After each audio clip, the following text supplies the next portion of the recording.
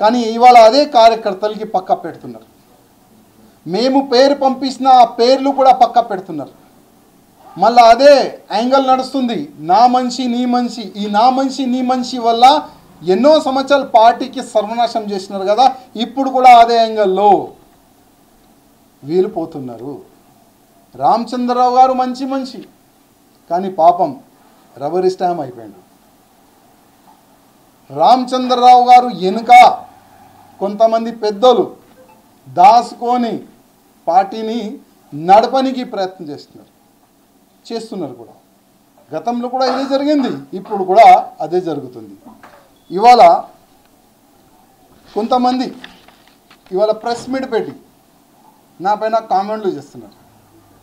మర్యాదగా ఉండండి, లేకపోతే మా యాంగిల్లో మేము మీకు జవాబు ఇస్తాము అని ఇవాళ ప్రెస్ మీట్ పెట్టినారు.